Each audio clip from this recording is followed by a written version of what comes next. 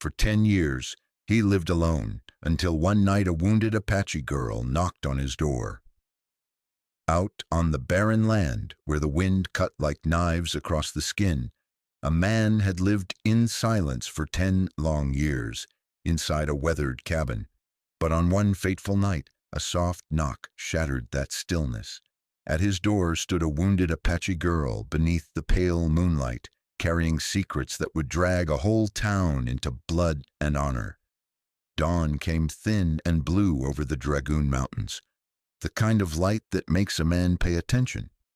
Eli Mercer held his tin pot over a bed of mesquite coals and watched coffee bead and fall, thick as creek silt after a storm. The little cabin was stone and old timber and handwork. Rawhide hinges complained when the draft shifted. A lariat hung from a nail, still wet with valley dew. His boots, red with San Pedro dust, waited by the door like patient dogs. He had been talking to no one for so long that silence felt like a partner. On the shelf above the hearth sat half a photograph, the other half burned away to stop the ache of it. Young faces in army blue, the edge singed to a curl like a dry leaf. He didn't look at it much these days, not in the morning, when a man needs his hands steady.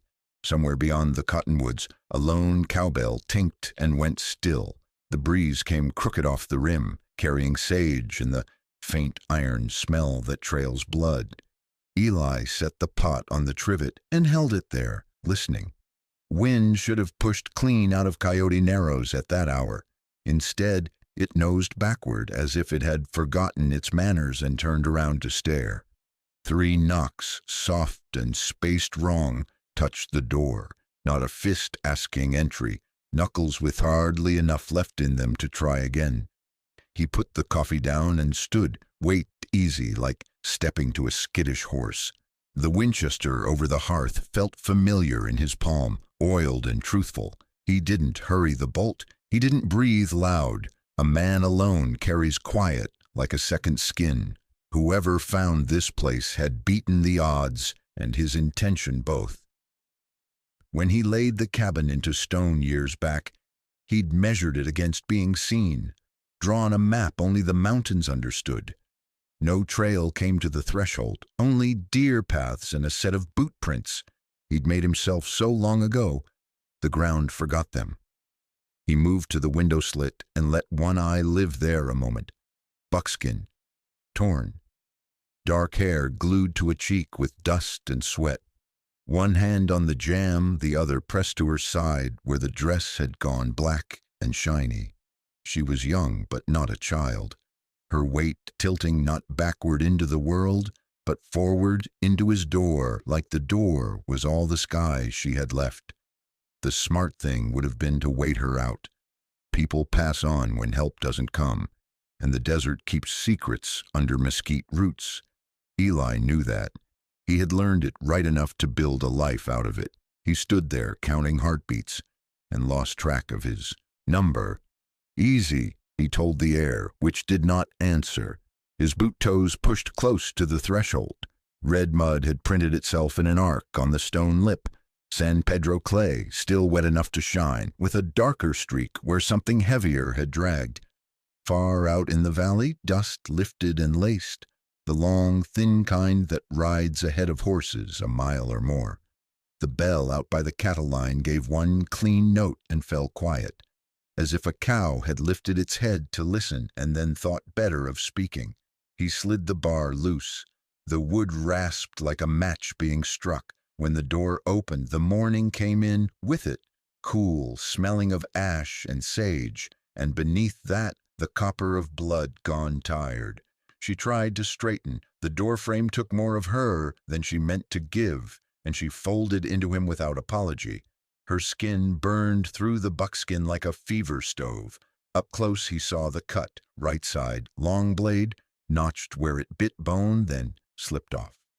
The kind of wound a man makes in a hurry when there's yelling on both banks of a river. Her breath ran shallow and neat, as if she'd learned early not to show the world when it hurt her. He carried her inside and laid her on the cot. The blanket was rough gray wool he'd traded for with a month's salt beef. It scratched his forearms and didn't matter. He poured a dipper of coffee into a cup and set it aside, knowing she couldn't hold it. Whiskey would do for cleaning, but there was no way to pour against pain, so it didn't know your name. He tore his red bandana along the hem where the cloth remembered sweat and summer and made strips.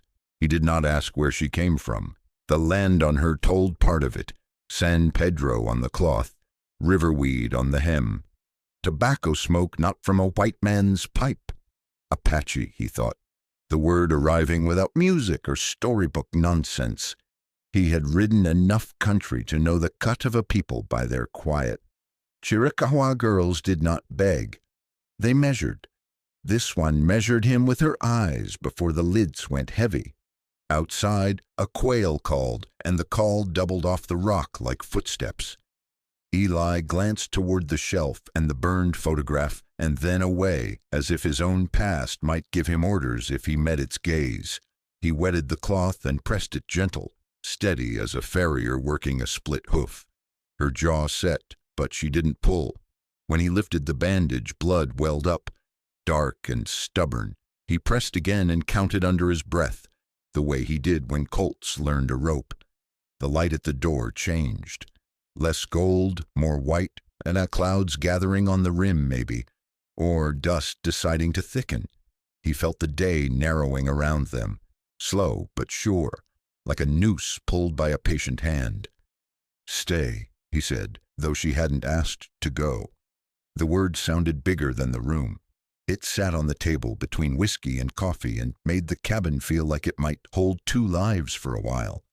The breeze nosed through the chinks and brought with it the faintest clink of iron from down in the flatlands, a sound with hooves hidden inside it. Eli tied the last knot in the bandage and set his palm against it to keep the pressure, his thumb feeling the flutter of her pulse. A man can get used to the emptiest kind of quiet. But under his hand there was another kind, small and insistent, saying, "Not today." He looked at the door, then he looked at her. The high country has a way of telling a man his choices without raising its voice.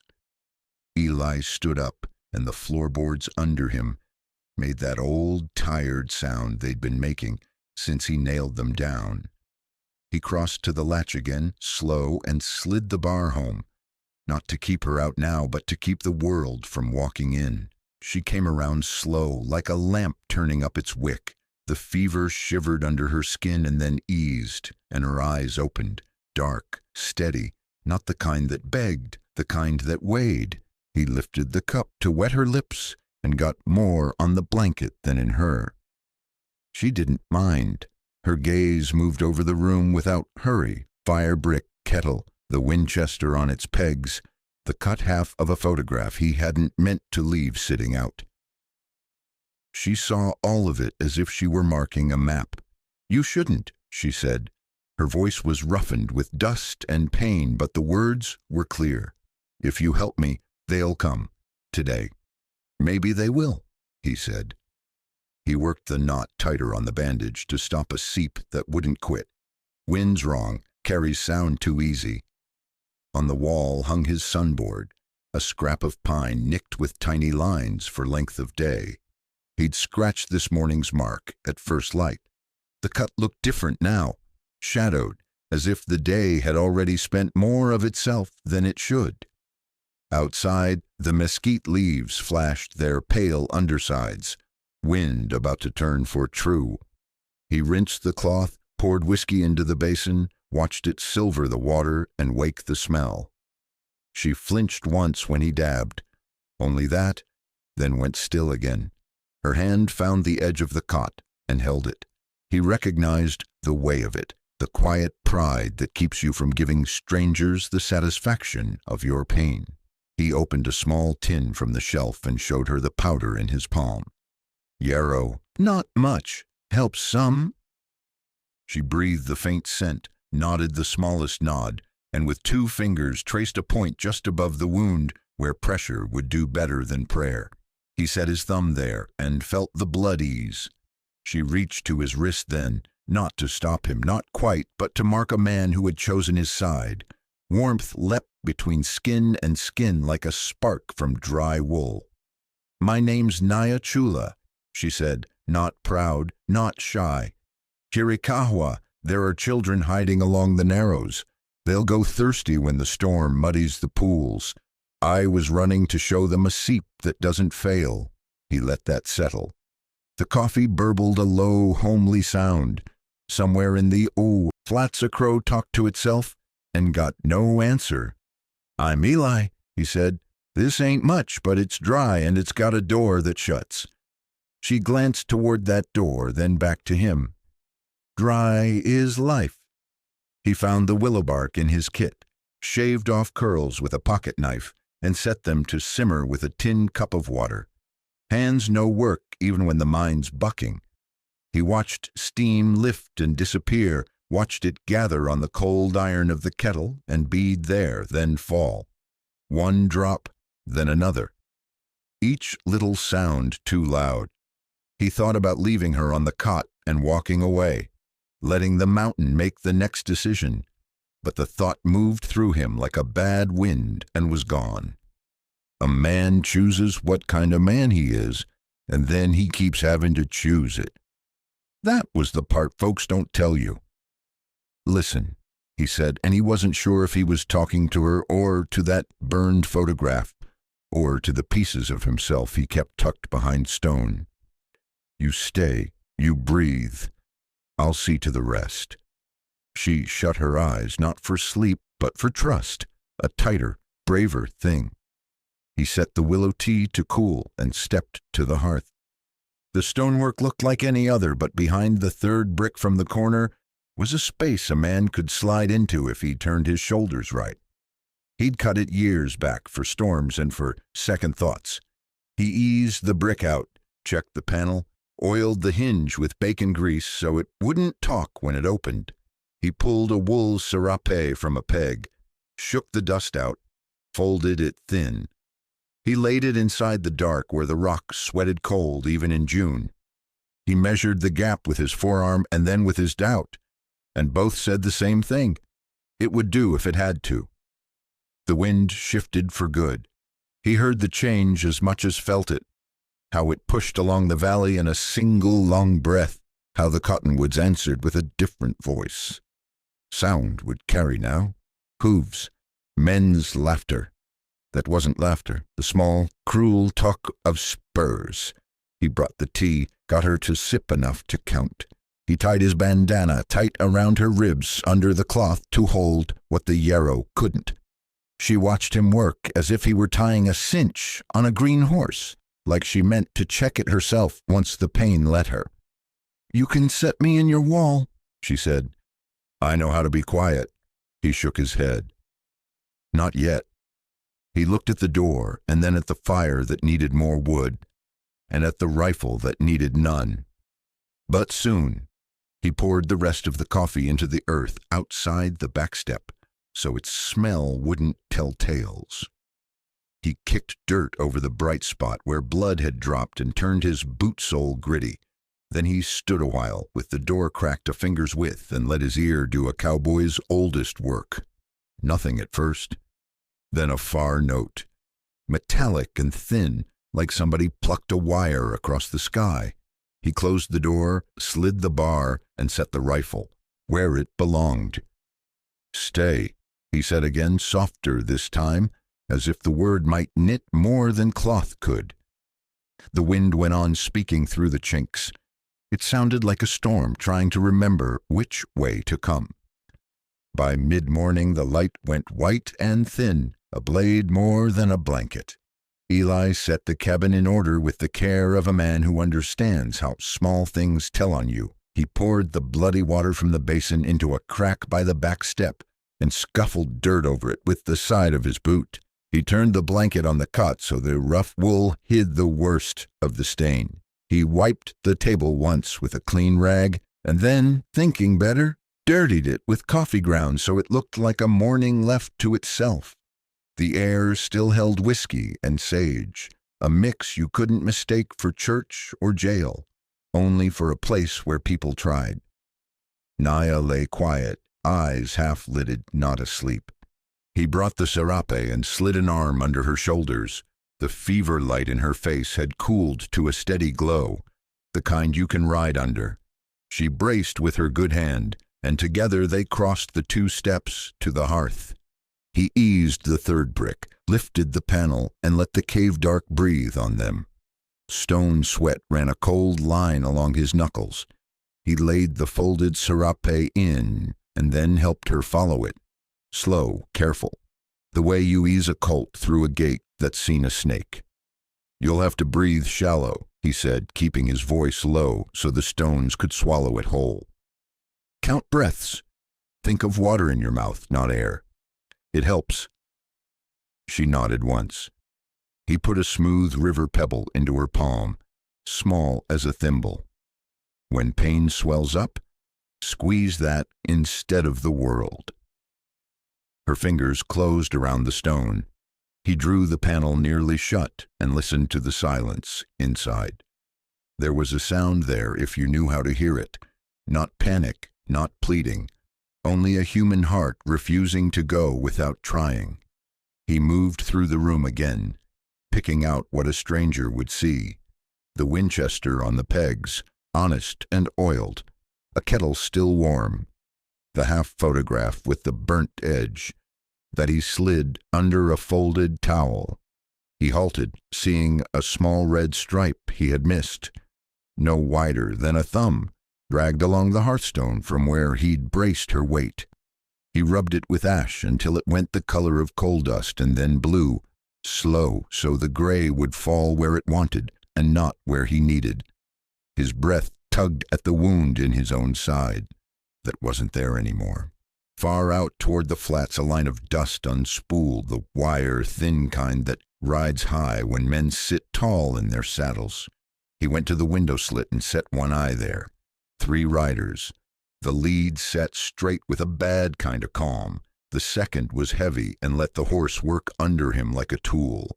The third moved easy, with the sort of stillness a hunter learns from hunger. They weren't talking. The land around them did the talking. Larks lifting and settling in a hurry, a coyote trotting for shadow in the wash, cottonwood leaves turning pale and staying that way. He stepped out the back and checked the ground the way an old scout checks a ledger. The prints told what he already knew. His own boots, one set new enough to gleam on wet clay, her small sign, heel scuffed where a man will drag when he refuses to let a burden touch dirt. A drop fallen round as mercy just off the stone threshold. He scuffed that one too, not hard, just enough to make it look like a boot heel that couldn't decide where to go. He wished for rain and watched the sky refuse him. On the far side of the corral the old cowbell spoke once and quit. He pinched its tongue with rawhide to keep it from telling any more tales. He stood a moment with his hand on the warm hide of the lead cow, feeling the slow intelligence in her. Cattle know if men mean thunder. She didn't flinch, not yet. He took that as grace, a small coin the day put in his palm. He went back inside and pushed the panel flush, then brushed his palm over it to feel for any talk left in the seam. The ash ring around the hearth looked natural enough. He set the kettle closer to the coals to make it hum a little. Homes make sounds. Only traps are too quiet. He backed a step and let his bones learn where he would stand. Hoofbeats reached the porch in a measure meant to be heard. One horse stamped. Wood answered with a tired creak, and a spur rang against a nailhead in the threshold like a triangle struck for supper. The first knock came with the butt of a gun, flat and official. The second was the same. The third landed softer, a little crooked, as if the hand holding the weapon remembered it was still a hand. Eli set his palm on the latch. The iron felt cool, sure of its work. He let the room hold one more breath for luck. Then a voice from the far side of the door, dry and pleased with itself, said what such voices always say when they think the country belongs to them. "Open up. Territorial business? Eli slid the bar and let the door come open the width a careful man allows. 3 of them filled the morning, the one in front long-boned and neat in a way that came from mirrors, badge dulled to a pewter shine, hat crease sharp as a blade, Wade Clegg. To his right, a bull of a fellow with a meat-cutter's shoulders and a grin that didn't belong on a face sober, Jeb Rawlins. Off to the side, a narrow man with quiet boots and fox eyes, Pike Mather, hands easy, attention like a needle. Dust rode in around their legs, the smell of lathered horse, cold iron, and rye never far from men who make a living off other folks' trouble. Wade planted one palm on the jam, the gesture of a man who thinks he owns thresholds as well as roads. "Mornin'," he said, the word flat and legal. A paper rustled in his other hand. "Territorial business, looking for a native girl cut up bad. Blood on the trail says she favors this way." Eli let the door out another inch. His face kept a rancher's weather on it, open enough to pass for friendly if the day called for it, closed enough to make a stranger guess twice. The Winchester wasn't in his hands now. It rested where a rifle ought to rest unless called. A coffee steam feathered the air over his shoulder. "Morning," he said. The syllables were steady as fence posts. "You'll want coffee or questions first?" Wade smiled without letting it touch his eyes and unfolded the paper so the seal showed like a coin. Ink had bled in the making. The words spoke of authority from men who slept in town beds. He tipped it forward as if paper itself could walk through a door. "Questions," he said, and then, "Step aside." No man ever once stopped the tide with a single boot. Eli knew that. He slid back enough that the door admitted them slow. The room shrank the way a room will when it has to hold too much breath at once. Jeb went heavy to the table, big hands skating over the basin, lingering where the water had been poured away too clean. Pike drifted left like smoke and knelt by the hearth, his hat brim throwing a blade of shade across the stone. Wade took the middle ground, badge catching a faint, indifferent light. "Quiet little place," Wade said, eyes counting what a practiced man counts. Pegs, blankets, a shelf bare of clutter, a wall that didn't echo right. "You live alone?" "Cattle don't pick up a broom," Eli said, rolling his sleeve as if because the day was warm. The old scar along his forearm showed pale as creek bone. "Man does." Jeb pinched a strip of torn cloth at the basin's lip, rubbed it between finger and thumb. He sniffed and made a face like a dog catching chili. "That there ain't coffee," he said. "Whiskey," Eli answered, "for cuts." He turned his wrist so the scar caught their light. "Fence wire's a poor nurse." Pike ran a slow finger along the hearthstone, where ash thinned. The pad of it came away not gray, but smudged dark. He didn't raise it yet, just looked at the color like he was thinking of a mule that won't pull straight. Above him the kettle sweated on its hook. A bead knot fell fuvodot remegve elengete. The drop struck iron with a tiny tack that would mean nothing to most men. Jeb's head twitched at the sound and then stilled, his attention sliding to the fire the way hunger follows smell. "Paper says I can search," Wade offered. He held the page out as though the mountain itself had signed it. He didn't read off names or numbers. Men like Wade liked the shape of power more than its letters. Eli took in the room as if he were seeing it new, too, the ash circle honest, the kettle humming, the bandana he'd tied tight under Naya's ribs out of sight and mind. He let his shoulders go a half-inch softer. "You can look," he said, and stepped aside again, this time like a man tired of making trouble for himself. They took the invitation as license. Jeb shouldered past a chair and scraped it, a sound like a mistake. He opened the cupboard, found beans and salt, and nothing you could call a life. Pike tapped the stone once, twice, the way a boy might hunt a hollow in a wall for a wasp's nest. He leaned in and breathed, and for an instant the room had no space left in it. Behind the panel, Naya pressed herself smaller than fear and made her lungs behave like a creek under ice. Wade put his paper down on the table and touched the edge of the half-photograph with 2 fingers. He didn't lift it, only nudged it out from under the towel by a hair. The burnt edge peered up like a scar waking. "Army?" he said, mild as milk. "Was," Eli said. "Folks who were one thing often end up being another," Wade said. "Some better, some worse." Jeb's palm flattened on the table and came up sticky with a shine he didn't like. He dog-eared that thought and moved to the window slit. "Trail out there says 3, he said, as if he were being helpful. "She bleeds a little, then a little less." Pike lifted his ash-dark fingertip and sniffed. The hearth gave nothing away now but heat and old wood. He held breath without looking like he was holding it, and thought he heard one taken the wrong side of stone. The tiniest catch. The kettle answered with another tack, and the sound layered over whatever he thought he'd found, and in that thin confusion lived mercy. Wade kept his attention on Eli. "You see anybody this morning?" he asked. "Saw a light," Eli said. "Saw a cloud that couldn't make up its mind. Heard my cowbell change its tune, then quit. That's a herd talking to weather, not people." Wade let the silence sit a spell. Outside, a horse stomped and jangled.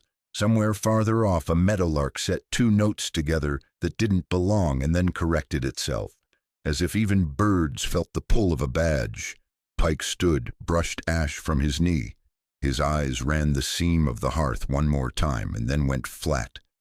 Jeb clucked his tongue and looked bored in the way mean men look when they haven't found the thing they came to break. Wade took up the paper, folded it neat. "Here's how this is," he said, good-natured like a barber. "We'll go take the long loop and talk to some cowhands down valley.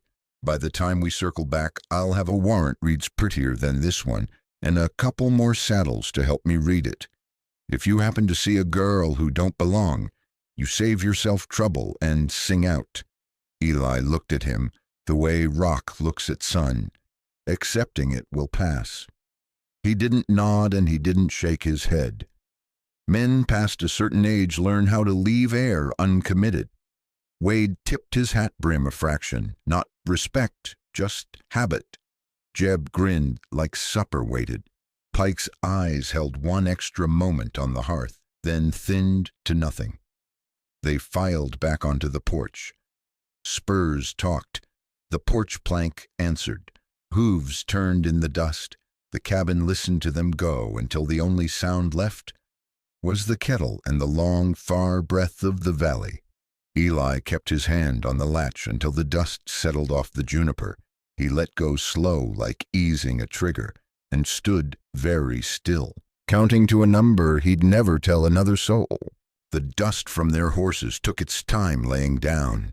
Eli kept a hand on the latch until the junipers stopped whispering. Then he set the bar, crossed the room, and pressed his palm to the hearthstone where heat lived. It would tell a story to any man nosing for one. He dragged the coals apart, laid a thin lid of ash over the red, and watched the light go from bright to sullen. The cabin breathed different with the fire going quiet. Smoke that had been walking straight up now leaned sideways, thin as thread. Wind had turned, scent would carry straight for the narrows. He eased the 3rd brick, opened the panel, and let cool stone breathe on his face. Naya lay there folded small, one hand around the pebble he'd given her. Her eyes opened already knowing what they'd find. He took her under the shoulders, and she helped herself the rest of the way. Pride makes a body weigh less if you let it. He sat her on the cot and felt the heat in her skin settle from fever bright to working warm. He freshened the bandage with clean cloth torn from a flour sack, dabbed whiskey where it needed to hurt, then poured willow tea into a tin cup and held it for her. She drank like a soldier, no complaint. Just the little pause between sips where you feel what you're doing. When she set her fingers against his wrist to steady the cup, he felt the pulse in her jump and ease, finding a new rhythm to live by. On the dirt by the hearth, he drew a line with the black end of a burnt stick. She watched and then took the stick herself. Her hand wasn't steady, but the map came sure, dragoon crest sketched with two ridges like sleeping dogs, the wash that braided and then narrowed to a pinched throat, coyote narrows marked with an X small as a seed. She tapped a point above it. Seep, she said, old one. Juniper roots grip the rock there. Water stays under. Children wait along this side, here, in shadow. If flood comes, they climb, but still need a guide. He listened the way a man listens to weather. Mesquite well, he said, touching another spot. There's a cut can keep us out of sight 2 miles if rain don't turn it to soap. She nodded once. He marked a third place with the edge of his nail, and a sequoia ditch, old as Spanish prayers. If we need to, we can break a board and let mud speak for us. She set the stick down and reached for her bundle. From it she took little twists of leaf and root, wrapped in doeskin. Yarrow, she said, handing him one. Chew a little if you bleed. The white willow, you know. Sage to throw on coals for scent, not for spirits. The corner of her mouth tried on a smile and kept it. The room had gone cooler with the fire choked. He pulled down his serape and swung it around her shoulders. The wool smelled of horse and rain from another year. He crossed to the pegs and began building a life into a pack, the way ranch hands do when they don't know what they'll need. Coffee, the small bag of salt, 3 cartridges wrapped in oiled paper, a sewing kit, awls, wax thread, 2 needles, flint though he had matches, a short length of rawhide thong, bacon in a poke that would keep its mouth shut. He slid the half-photograph under the folded towel again, and then, after a second, put it in the bottom of the pack where it would feel weight over it. He went outside and read the yard like a ledger. On the porch step, a half-moon gouge showed where Pike had turned his heel, just enough to leave a sign for coming men. Not a cowboy's accident, an agreed mark. It said, "Come back here with numbers, the fish is in the pool." Eli took a twig, rubbed the groove until dust filled it, then scuffed small to make the boards read like they always had. Poor, but honest. The bell on the far cow line clinked once. He walked out to it and pinched the tongue with rawhide so it would keep its secrets. The lead cow blinked and nosed his sleeve, and he rubbed the spot between her eyes where calm lives. Over the corral rail, the little gray burro lifted its head, nub, stubborn as a sermon and steady as a pew. Eli checked the old pack saddle, trimmed a strap that would talk at the wrong time, and set aside a calf bell he'd use later for a lie that wanted telling. Back inside, Naya had tied her hair back with a strip of cloth. She had found his whetstone and was testing the edge of his skinning knife, not to fight with it but to respect it. She set it down with the blade pointing away from the door, a small habit that says a person learned careful young. He lifted the bandana snug against her ribs, higher this time, where she'd shown him the pressure would hold. "You'll walk some," he said. "Ride when you have to. We'll keep to shade." "Dry is life," she said again, and her voice had a little more weight under it. He tamped the coals flat and laid the kettle on cold stone to stop its mouth. He took one last look around the room. The nail where the lariat hung, the peg where his hat had slept, the notch on the table where a winter knife had lived, and shut them inside himself to carry. The cabin would say nothing to the next men if it could help it. That had been good to him in a hard way. He shouldered the pack and slung the rifle. When he bent to lift the latch, the iron felt warmer than a minute ago, as if the door knew what it meant to be opened this time. He looked at her, and she looked back steady. Words aren't always the right tools. He used 2 anyway, plain as a fence post planted deep. Long trail. She put her palm against the door, not to stop it, but to share the work of opening. "I know," she said, and it sounded like courage, finding its feet. They stepped out into a noon that had no softness in it. The sun stood straight over the dragoon's dark teeth, and every mesquite thorn threw a knife-edged shadow. Eli pulled the door to, set the bar on the inside latch so it wouldn't bang, and let the cabin keep his quiet for seeing him. The little gray burro watched with the calm of an old priest. Nub took the pack saddle without argument, flicked one ear, and waited on orders like he'd been born knowing them. They cut behind the corral and slid into the shallow draw that ran toward Mesquite Well. Eli kept them in the dwindled shade where prickly pear leaned and saltbush crouched against stone. The wind had a new voice now, long, continuous, as if the whole valley were a bell that had been struck and left to sing. Far off, thin dust rose and braided, then lay down again. A man could pretend it was cattle if he needed a lie for his nerves, but Eli didn't ask his eyes to say anything they didn't believe. He tied a calf bell to Nub's tail and set a pebble in it so the clink would come irregular. Then he sent the burro angling off through a patch of broomweed, on a line a posse would read as prey. The bell said a wandering stock animal had lost its sense, nothing worth hurrying for. What mattered would walk silent in the draw. Naya held her ribs and matched his pace like she'd been doing it all her life. Every few dozen steps she paused and touched the bandage higher, where he'd cinched it. Color had come back into her face, but a glassy edge rode her eyes, the kind of fever lays on a person when it hasn't decided yet whether to stay. "Shallow breaths," Eli said. She nodded once, obedient to the math of staying alive.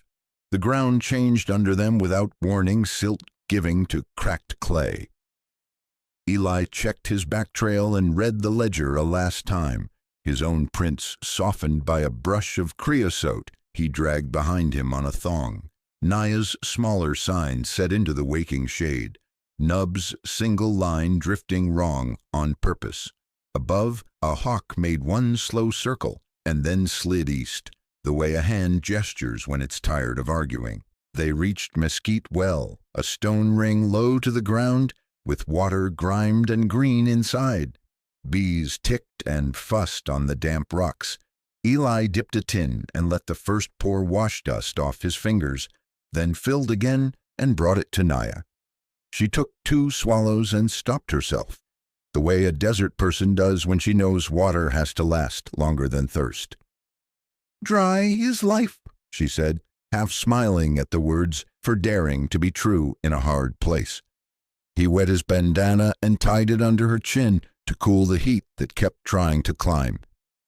From the south, a little column of dust rose on a sudden and spun itself thin as a rope. Dust Devil walked across the wash and unwound their tracks as neat as a woman pulling a stitch from a hem. Eli watched the devil pass over the scuffs he'd made, wiping them clean. A blessing with edges. It would also rub out a small cairn he'd used for a turning stone in lean times. The country giveth, the country takes. They moved again, slanting toward the backside of a basalt shelf, where the land had been bitten once by a hot jaw and cooled rude. A scatter of mule shoe nails marked an old trail. He stepped between them, not on them, because you don't wake dead iron if you can help it. Out on the flats, a pair of ravens played at being the bad news. They spoke to each other and then to the world, and then shut up all at once, which is the kind of silence a man wants to hear and never does. The sky piled gray in the west. Heat lightning crawled a pale vein along the rim and snuffed itself. Naya's foot slipped in a place where the clay went slick for no reason. Eli caught her by the elbow and felt the bone under the muscle, light and true. "One more rise," he said. "Stone shade ahead." He found the shelf he'd been looking for, a low mouth in an ochre wall, half hidden by juniper that had learned patience the hard way. They ducked in, and the temperature dropped as if a door had been shut on summer, Inside, the ceiling carried old smoke stains and a red-brown handprint, small and perfect, left by someone who needed to be remembered without asking permission. Pictographs moved along the wall, deer with thin legs and a sun drawn like a wheel, whose spokes refused to break. Naya touched the handprint with 2 fingers and closed her eyes as if she were taking the measure of a relative. She didn't cry. The sound that came from her could have been breath or prayer or the way a person says the name of water without using her mouth. Eli set the packs down and worked by habit. Flint once, a twist of tinder, a twig fire cupped inside a ring of stones no wider than a hat brim, so the smoke would smudge and stay, not speak to the sky. He brewed willow again and crushed yarrow into it with the back of a spoon. When he handed her the cup, their fingers met and parted, like 2 old neighbors who still remembered what the other had done on a bad day. He cut thin strips of bacon and hung them near the warmth and set beans to soak with a pinch of salt, not because he expected a long stay, but because work you can do is a rope you hold when the river runs high. Outside, the first fat drop struck the stone with that hollow cluck a rancher knows in his bones. Rain had found them and would find other men too. From the mouth of the cave, he watched the country go from hard to softer. The dust plume they had left behind had vanished into the weather. New plumes rose and fell where riders tested the edges of storm. A match flare blinked and died on the slope beyond Mesquite Well. Someone was lighting an evening smoke out in wet air, irritated at the way the sulphur's hiss told on him. Eli stored the information without judging it. Distance, bearing, habit. Tomas Ortega came like a shadow pulled loose from the juniper. Young and long-legged, hat pulled low, poncho dark with rain. He raised a hand and didn't speak until his breath had calmed from the last climb. "Senor Mercer," he said, voice pitched for caves and secrets. "I owed you for a plate of beans. Thought I might pay against the interest." His smile was quick and gone. He squatted near the fire and let his eyes adjust. He saw Naya and gave the smallest nod a man can give and still mean respect. "Riders?" Eli asked. "3 I can swear to," Tomas said. "Maybe more riding dumb because they trust the badge. The thin one listens like a cat. He'll nose your door again before daylight if he can bite the wind right." Naya sipped, put the cup down, and drew the map again in a little pool of grit with a sliver of char. "Children here," she said. "By dusk they'll be cold and proud enough to pretend they're not scared." Tomas looked at the wall, at the old handprint, and touched his hat brim to it. "Then we move when the rain chooses to talk loudest," he said. "Noise covers sins." He turned his head and listened with that cowboy gift the old vaqueros taught, reading weather in the throat, not the eyes. "Half an hour," he said. "Maybe less." Eli banked the fire until it was only a dark thought. He cinched Nub's pack and checked the lash one more time, felt the knot the way a blind man reads good news. He tightened the bandage under Naya's arm the way she'd shown him, higher, cleaner, firm. The cave smelled of wet stone and bacon and the far-off metal of lightning. It smelled like a place where choices get made and put away. "Long trail," he said. Naya lifted her chin. "I know." Tomas rolled his shoulders, shook rain off his hat brim, and smiled without teeth. "Then let's walk next to Thunder so it doesn't notice us." They came off the high rocks at a slant, walking on the Thunder's blind side, and reached Dry Creek when the rain had wrung itself thin and the road went to tacky clay. The town sat small and square against the pale. Feed store, livery, blacksmith, a sag-bellied saloon, schoolhouse with white paint surrendering to dust. A wind-torn flag slapped a tired beat against its pole. Folks moved the way people move after a storm, slower, eyes up, listening for what the weather forgot to say. Eli took the back way, a lane between a stack of cordwood and a fence patched with tin signs that once promised patent medicine. Water dripped off the eaves in patient ticks. He kept Naya's good side to the buildings. The hurt turned inward. Her buckskin was clean where he'd cut it free and retied. The bandage knew his red bandana gone to service where color didn't matter. Tomas ranged a little ahead, quiet as switchgrass. The blacksmith's hammer was the town's heartbeat. Gus McCready stood in the mouth of his shop with his leather apron stained to history and his eyebrows full of sparks. He didn't squint at strangers, he squinted at iron. He lifted his chin a notch and then dropped it again, which in that country counted for talk. "Gus," Eli said. "Eli." The old man's voice had an anvil's drag. His eyes went to Naya and away without staring. "Storm did its job. Tracks are pudding. You two look rode hard and put up wet. Need a hook and 2 minutes heat." Gus grunted, which meant yes. He took a square of scrap and made it into cents.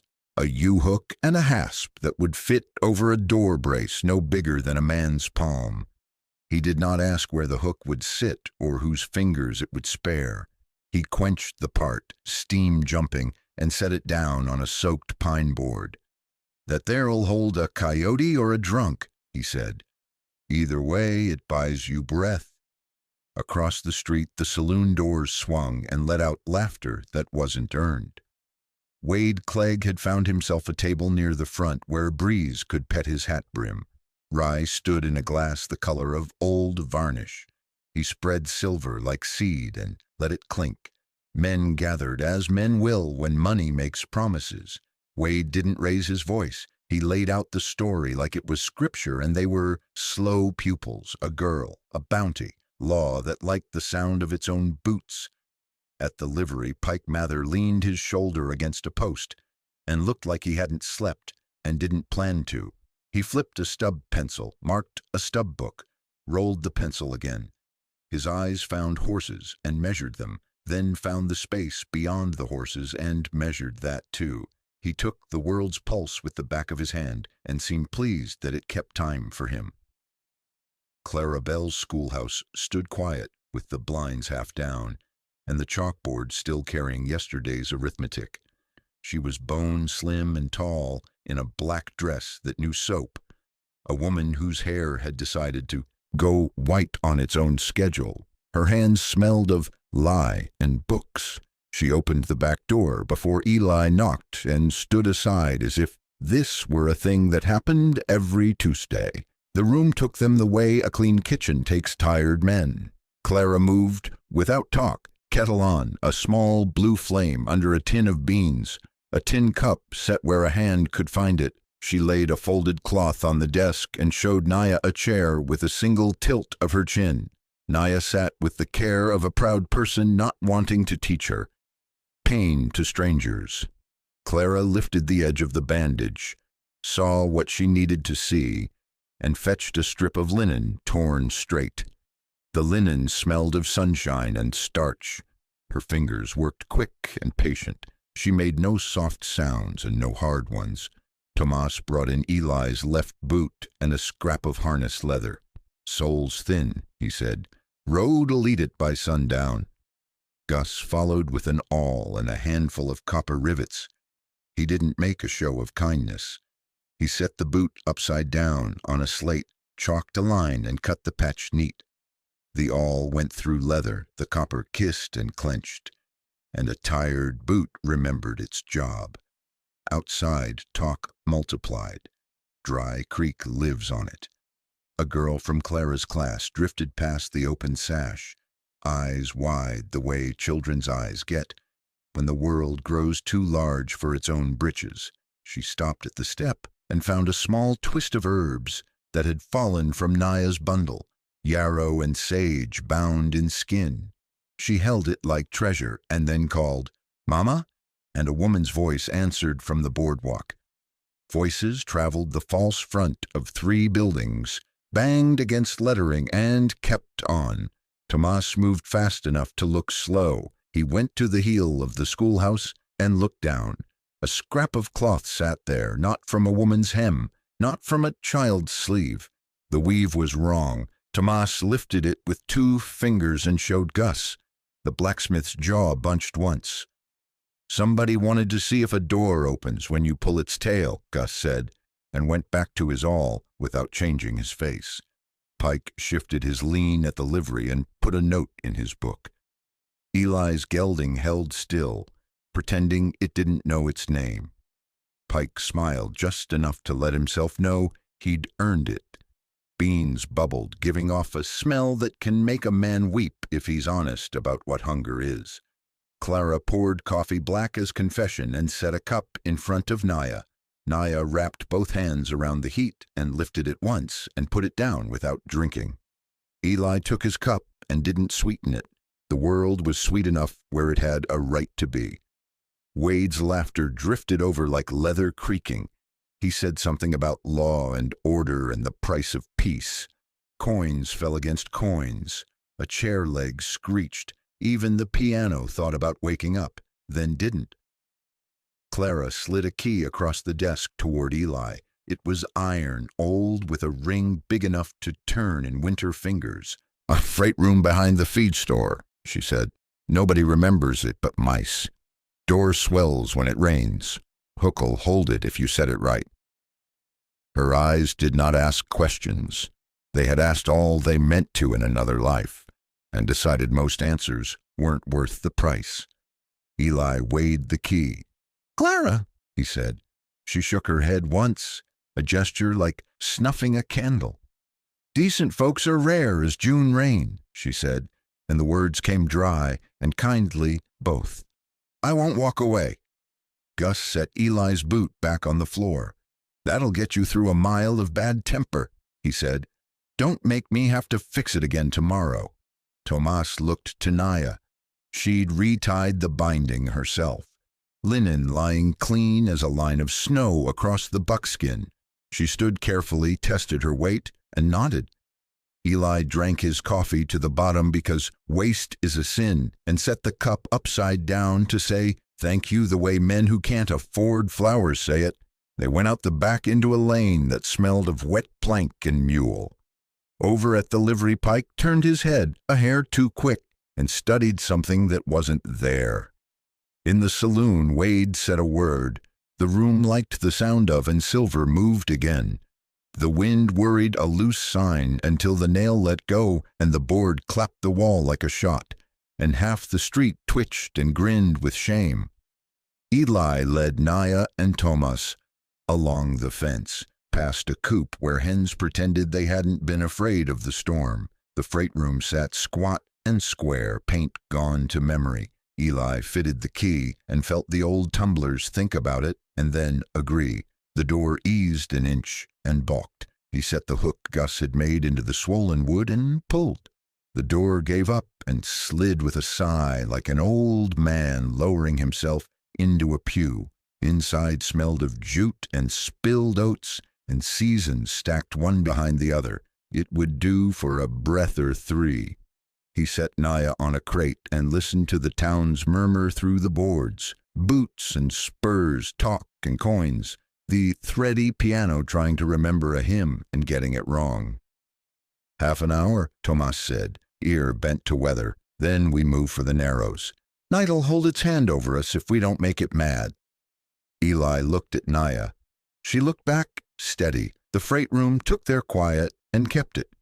Outside, Dry Creek went on being itself, small, hard, full of people, trying to be better than their fear. Dusk bled purple into the sandstone and left the world the color of old bruises.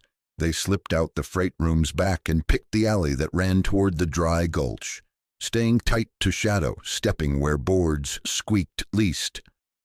Dry Creek fell behind in a wash of low talk, a piano hunting for a hymn it didn't quite know. The smell of rye and lye and horses, the whole stew of a town trying to decide if it would be brave tonight. The country opened ahead, flat giving way to a cut the rain had chewed and forgotten. Dry, gulch, walls high as a church roof, rock faces scarred by water that hadn't been here in months. The sky above was a long beam of blue thinning into black. Sound pooled down there. Breath did too. Eli read the sides for sign and didn't like how clean they were. Clean means hands have brushed and boots have planned. He stopped them with 2 fingers and slid the calf bell from his pocket. A pebble went inside to make the clink wrong. He tied the bell to a length of thong and swung it once, listening then twice, testing the lie it would tell. Tomas eased ahead, eyes counting shadow. Naya drew a twist of sage and a pinch of ground chili from her bundle and looked at him for permission. He nodded. Smoke is a language, if you know what you're saying. They took the bend and met it, a soft hiss, a horse's bit chiming, then a shape at the mouth of the cut, still and squared across the way. Wade Clegg's hat brim broke the sky like a ruler. Behind them sand scritched and a rock ticked. Pike slid off the wall to close the back door. Jeb Rollins moved in heavy on the left, grin wide enough to show his habit, no speech. Wade lifted 2 fingers, a preacher setting doctrine. Tomas's hand flashed, the thong whirled, and the bell sailed beyond them, clinking its odd clink along the right wall as it bounced. Men looked where sound pointed because men do. Naya struck flint to sage and chile over a curl of pitch Eli had set in his palm. The smoke came quick and vicious, sweet and mean, thick as gossip. Horses hate surprise that bites the eyes. 2 mounts snorted, pawed, backed wrong. Go, Eli said, not loud. He shoved Tomas toward a seam in the wall he'd seen on the way in. A ladder of stones a flash flood had forgotten to steal. Naya kept the smoking twist low so it crawled along the ground like a bad thought and rolled across hooves. Jeb swore and swung down, hand to his eyes. Pike didn't swear. He doesn't waste sound when a bullet will do. His gun hand rose smooth. Eli's Winchester came up with nothing in it but purpose. He shot high into a splintered shelf.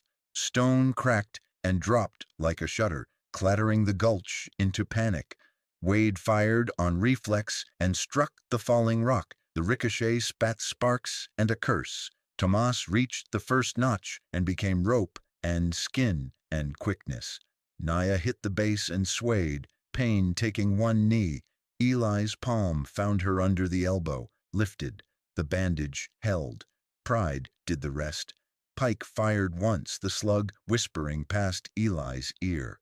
Tomas flung his poncho across a cactus spine and dragged it. Dry spines raked cloth and made a sound that pretended to be feet in flight where there weren't any. Wade bit the trick a heartbeat too long. Jeb lunged, blind and angry, and his knife kissed Tomas on the upper arm as they crossed. A line of hot fire that opened and wet. Tomas didn't stop. He hissed through his teeth, set his boot on the next stone, and pulled. Naya tossed the last of the chile into the coals and smoke kicked like a mule. Horses slammed their rumps into rock, iron scrawled stone with sparks. Eli reached for a palm-sized rock and pitched it far down the gulch. It clattered like a man running with a bad conscience, and Pike sent a shot that way, which bought them 3 beats a clock could count. 3 beats is a life if you spend them right. They moved. The ladder was crude and sure. The wall pulled at their boots, the sky narrowed to a ribbon. Breath sounded like work being taxed. Wade came on foot now, gun low, eyes narrowed to slits that did more seeing than most men's wide-open ones. Eli felt the old calm open inside him like a door he'd promised not to use. He did not want it. He used it anyway. At the top, the land broke ragged and thin. A stand of prickly pear made a poor fence and a good friend. Eli shoved Naya through it where pads left gaps, took the spines himself where they didn't. Tomas rolled and came up with a hand clamped to his arm. Blood slipping between his fingers like a secret not ready to tell itself. Eli ripped a strip off his own shirt and tied it high and mean. "Later?" he said. Tomas nodded. A good hand knows the order of things. Behind them, Wade hit the ladder and climbed 2 rungs before a horse shouldered him by mistake. Pike swore then, a soft word that might have been pity if he owned any, and leveled again. Eli fired back into stone, not at men. Chips spat and stung and cut a blind. They ran bent, kept the ridge between themselves and the gulch. Let the country eat their noise. When they reached the lee of a basalt hunk that had fallen in some angry century, they slumped into its shadow and counted heads and breath. Tomas's sleeve was black and sticky. Naya's lips had gone the color of rain, but her eyes were steady. Eli could hear the posse sorting itself out below, angry and embarrassed. Men speaking low because they'd been played and knew it. Lightning far off put a bone-white seam in the horizon. Thunder walked toward them like a man who had had enough. Eli broke open a canteen, wet the linen he'd tied around Tomas's arm, and smelled iron and dust and a little smoke that was nothing like peace. "Half a mile," Tomas said through his teeth. "There's a cut runs to the Narrows if you're married to misery." "I'm married to keeping folks breathing," Eli said. Naya's hand found his sleeve. "Dry is life," she whispered, as if reminding herself and the country both. He nodded and touched the back of her hand with a knuckle, a small apology for all the miles left. Below, a shot went off just to prove it could. Echo said the gulch didn't care. Night took on more of the work and made them part of it. They rose, leaned into the slope, and let the dark do the hiding while they did the walking. They held to the lee of basalt until the night quit arguing with itself and turned to a flat gray that makes men look older. The rain had run off into the low places and left the country smelling of iron and wet dust. Eli read the horizon and set them angling toward an old hay barn he knew, a skeleton of boards and tin that slouched behind a windbreak of salt cedar. Dawn was still a suggestion. Birds tried a note and changed their minds. Inside, the barn held the breath of years. Mice, old oats, rope that had forgotten knots. Eli cleared a corner with the toe of his boot and laid Naya down on a stack of burlap. Her bandage had held. The heat at her skin felt more like work than fever now. Tomas leaned against a support post and let the ache in his stitched arm use up the part of him that had to complain. He'd tied the poncho tight to keep the wound clean and his pride quieter than pain. "Rest," Eli said. The word was service, not suggestion. He checked the lashings on Nub, then slid the calf bell off the burro's tail and dropped it into his pocket, a lie they didn't need anymore. Outside, light sifted through warps in the tin. Each blade of it had a different temperature. Town found them without seeing them. Dry Creek woke in sounds, a broom on a boardwalk, the first nail rung from Gus's anvil, piano keys struck soft by a hand that wasn't yet drunk enough to be brave.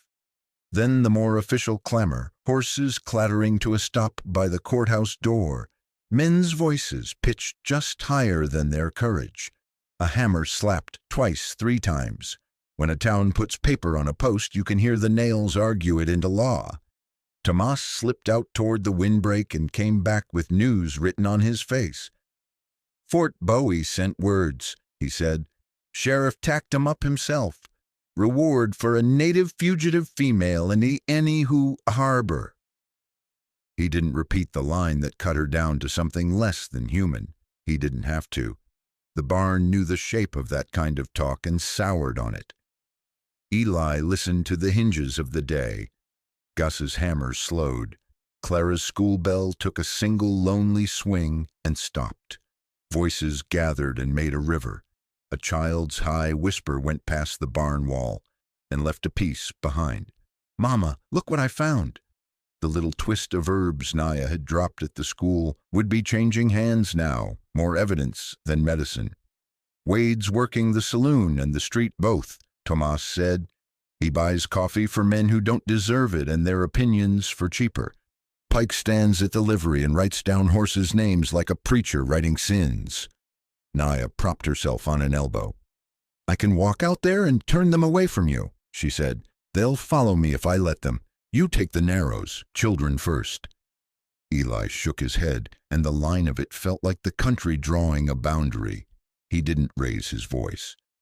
"No."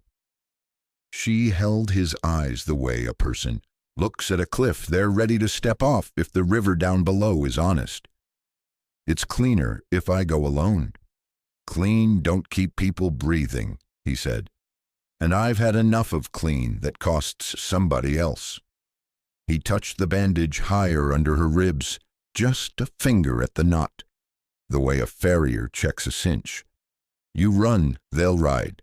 You fall, they'll brag. We do this together or we don't do it." She took that in like medicine you don't love but you trust. She let her head lie back. Breath went out of her and came back in smaller, more obedient pulls. Outside, the wind crossed the yard and changed sides of the tin. A wagon rattled past on the road, slow for reading. Eli imagined the sheriff on the boardwalk, hat in his hands, a man whose knees had learned to tremble late in life. He'd have a fresh paper from the fort and ink still wet on his fingers. He'd be trying to believe he was keeping the peace by selling it for small coin. Wade would smile and do the talking he loved, counting how many men could be bought for the price of rye and a good story. Some would sign on because they liked being told who they were, some because they were afraid of being the wrong thing in a small town. Clara's door opened soft. Eli heard her voice, not the words, just the angle. A schoolmarm's tone with the sugar burned off and the steel left. She wasn't arguing, she was choosing where to stand and inviting other people to make the same choice. You could hear some folks be ashamed of themselves right out loud, which is the best kind of music a place can make. Tomas eased down onto his heels, listening with that vaquero tilt. "Sheriff's put a deputy by the road to the Narrows," he said. "Boy with new leather, scared of his own badge. Pike told him to keep his eyes open." Boy nodded like he'd seen eyes before. Eli thought about the ditch-old Spaniards cut years before any of them were born. A sequia ran dry most days, but boards could be pried. Mud would wake and grab a horse's legs like a debt collector.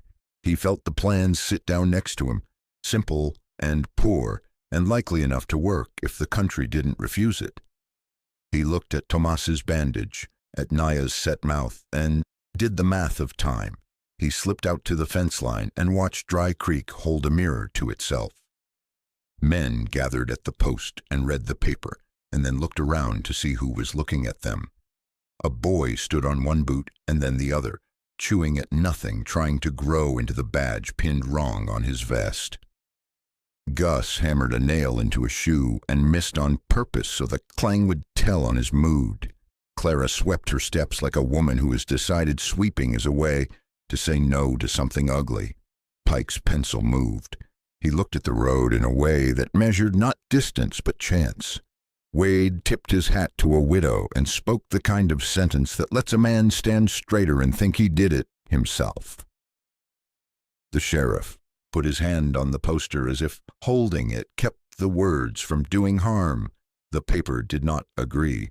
Eli came back into the barn with sawdust on his cuffs. "They'll come," he said, "soon as the sun lifts enough to make men feel taller. We'll go the back of the barley lot, cut behind the windmill, take the ditch. If we're lucky, mud will do the heavy lifting." Tomas's mouth twisted at the corner, a smile with its hat off. "Luck is a lazy ranch hand," he said, "but I've seen him work when nobody's watching."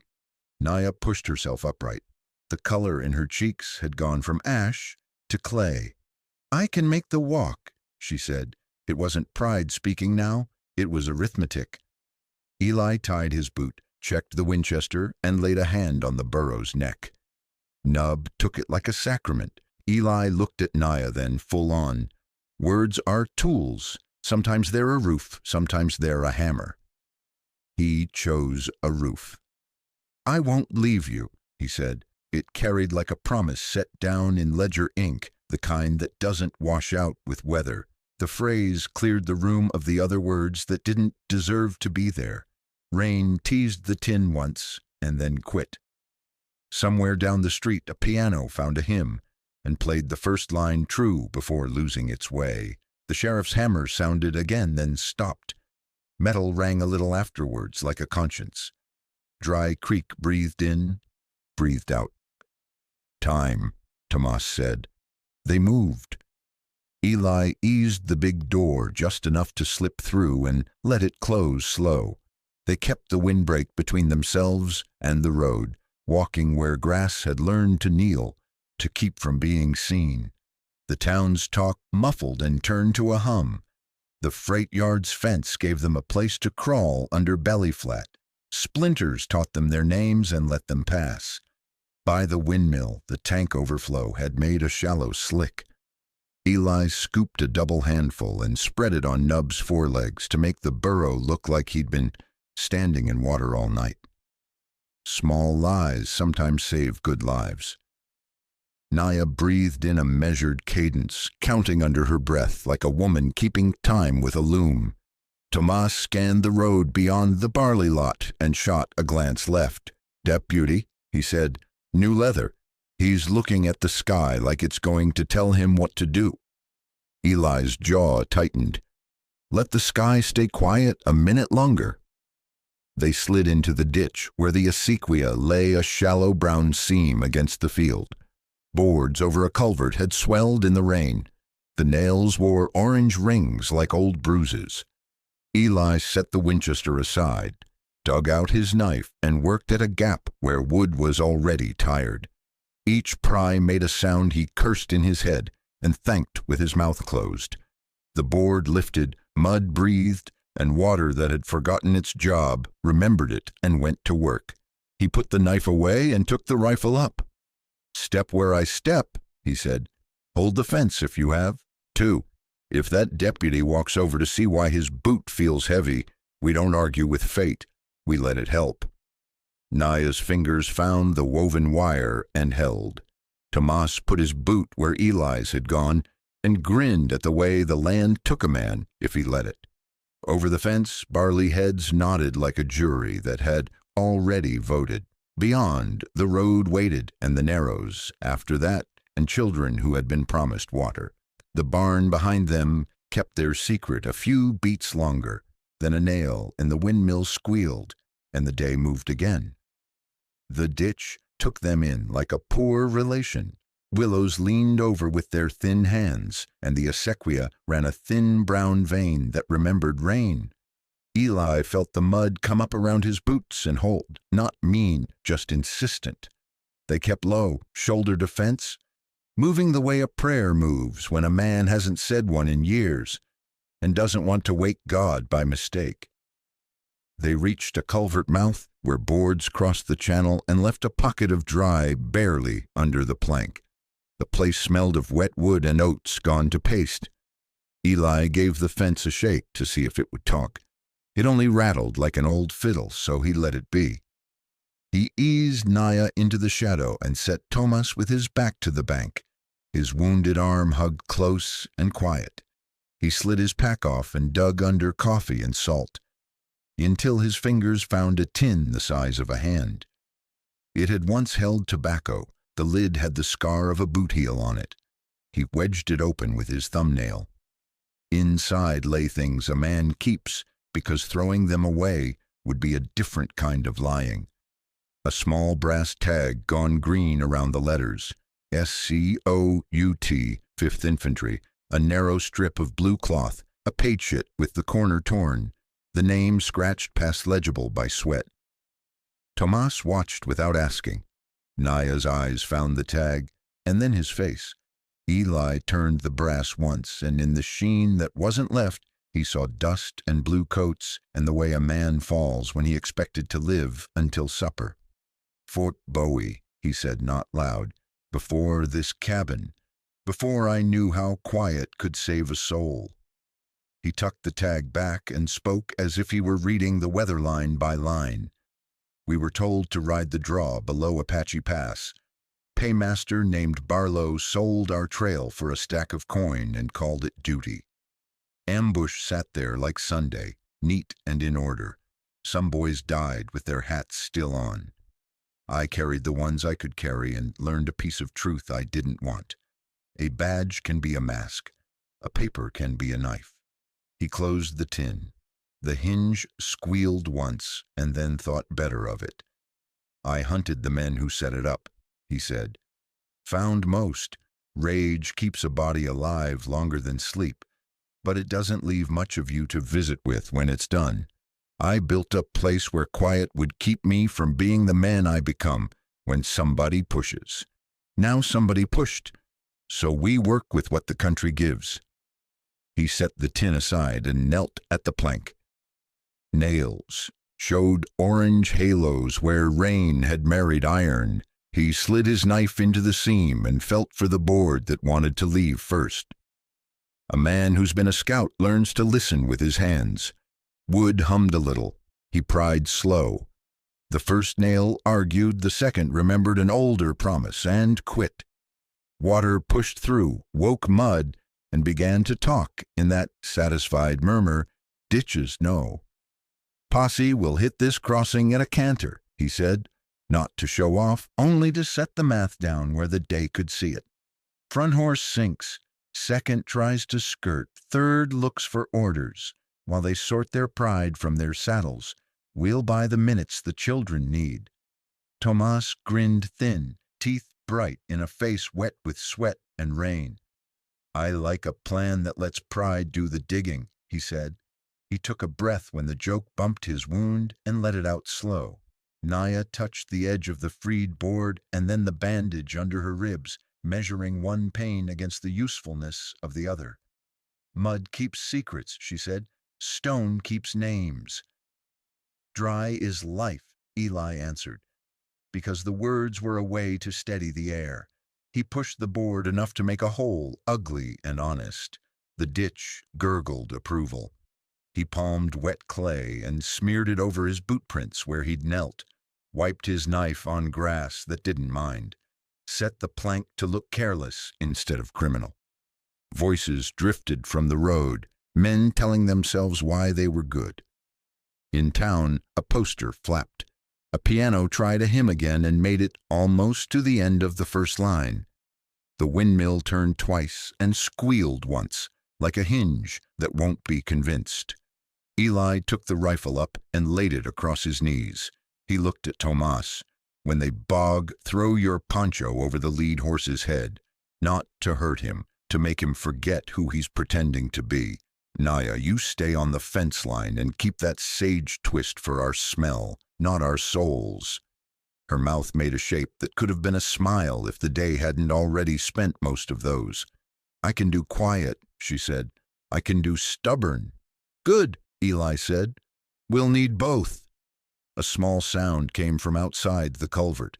Not the big stomp of a careless man, not the roll of wagon iron, a tiny file on a small edge. Metal against metal, patient and tidy, Pike Mather's kind of sound, the scratch a fox makes on a henhouse door to teach it manners. Eli set 2 fingers on the plank to still its tremble. Tomas's eyes lifted to the seam of light. Naya took the pebble from her pocket and held it the way she had in the hearth cave, the way a person holds off pain without asking it to leave. Boot soles whispered grit. A match ticked, flared, snuffed before it made smoke. Silence shifted its weight and settled in closer. Eli felt the old calm take the room again, not welcome, just necessary.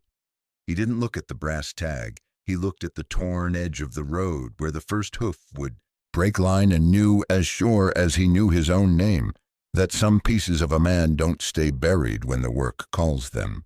Pike came first like bad weather before the cloud.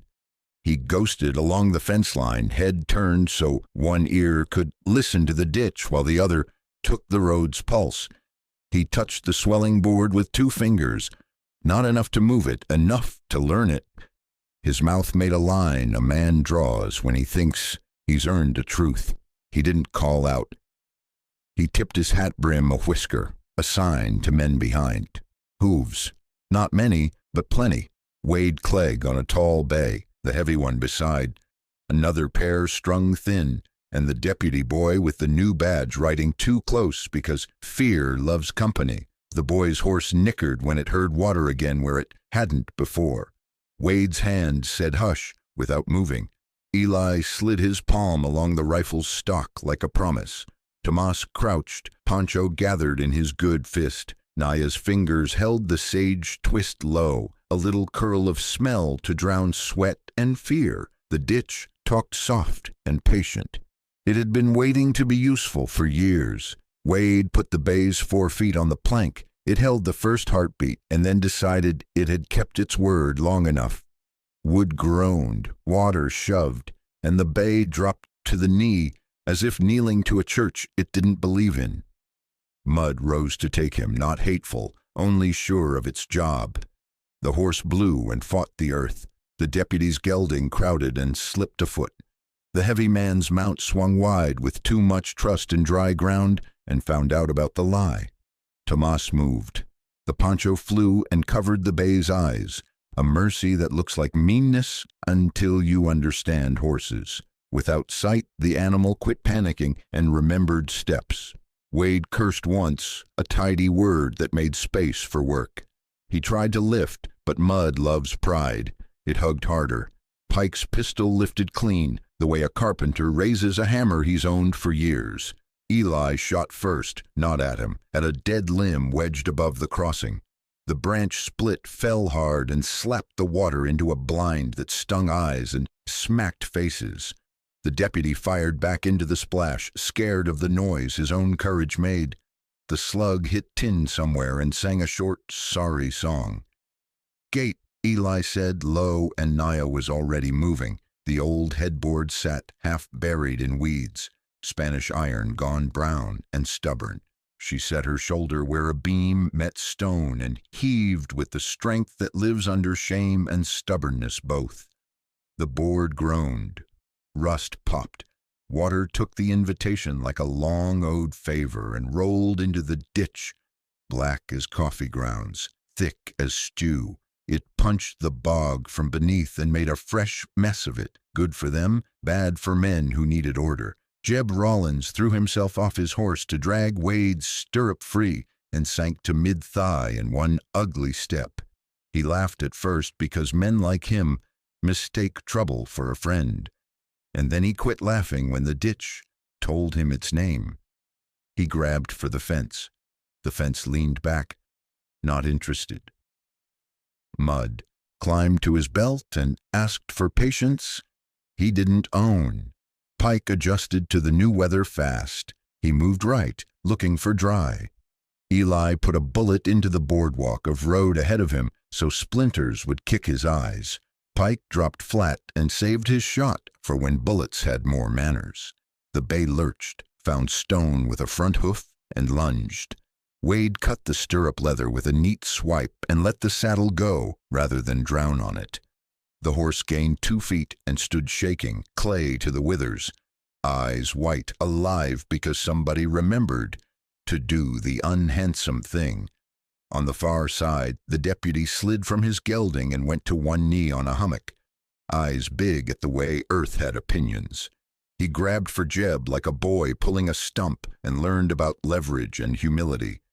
Jeb's knife came out, swiped mean at the water as if it were a man who dared. The blade hit a root and leaped from his hand and went to ground like it had found its home. Gus McCready rumbled into view then, as if the morning had ordered him. Old forge cart mule with a face like a tired judge, a coil of chain and a box of nails. He looked like work, which is how you slip past men who love the shape of authority and not the weight. "Road busted," he announced to nobody, voice loud as a sermon. "Need to pull a board or drown a horse." The deputy looked at him like salvation had arrived with whiskers. "Help him," he said, pointing at Jeb. And Gus nodded, and in nodding set his cart across the narrow so 2 other riders had to change their minds about speed. While they chose between pride and geometry, Eli and Thomas pulled back along the fence with Naya between, letting the ditch do more of the fighting. Jeb yelled louder, Mud to his hips now, both hands caked, eyes mad at gravity. Wade's bay found ground and climbed, half stumbling out, saddle lost. Wade, mud-striped and breathing like a bellows. He didn't look noble. He looked like a man who wanted a dry place to stand. He got one and took it. His hand went to his gun, and then didn't, because the leather was soup, and some mornings a holster has the last word. "Hold still," Gus told Jeb, and dropped a loop of chain behind him in the bog, where it would be no help at all. The mule flicked an ear as if amused. Pike saw through the theater and came up on a hummock, eyes hungry. Eli fired again at wood, not men. Chips flew and noise made company for the truth. Time pinched. Far down the road another pair of hats showed, hungry for reward or stories. The deputy boy looked at the sky, the way boys do when their fathers aren't around to tell them which way is right. Wade spat mud and hate and hauled himself onto the bay's back bear. He glared through rain at the fence line and at the shape of a man he wanted to own. And then he did the thing smart men do when the ground doesn't love them. He turned and rode for higher country. "Leave him," Wade snapped at Jeb, the first cruelty he could afford. Pride will always find someone else's neck. Jeb went to curse and got mud for his trouble. Gus leaned his weight on the chain as if it meant something, and succeeded in slowing help down to a dull drip. Pike tracked the retreat along the fence and lifted the pistol a third time. Calm restored. Eli felt the aim the way a man feels a snake under a board and shoved Naya behind a post as the shot cracked.